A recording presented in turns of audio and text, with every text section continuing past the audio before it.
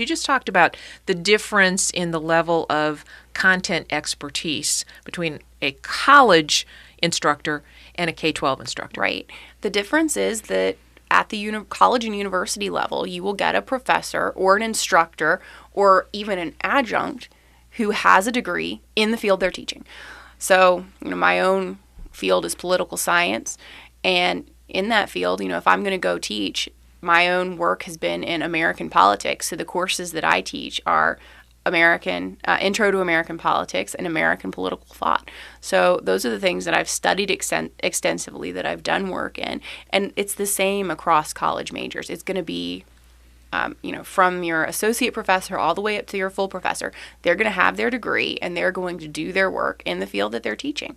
And that keeps them, of course, very connected to what's going on. But it also means that all of their expertise is content-based. Rather than taking, many courses on pedagogy and very few on the subject matter. Does that mean that their compensation is based on their expertise? Absolutely.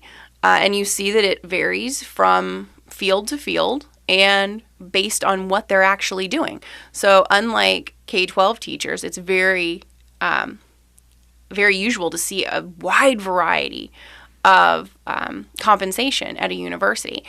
The average pay for, say, engineering professors is very different than the average pay for English professors. And that is also based on how the market works. If you're an engineering professor, you have a lot of opportunities outside of the academy to make money. And so your compensation reflects that it's a competitive marketplace.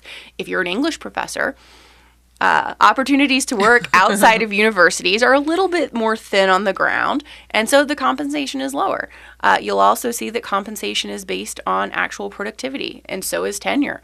You don't get any credit just for sticking around for 7 years at a university.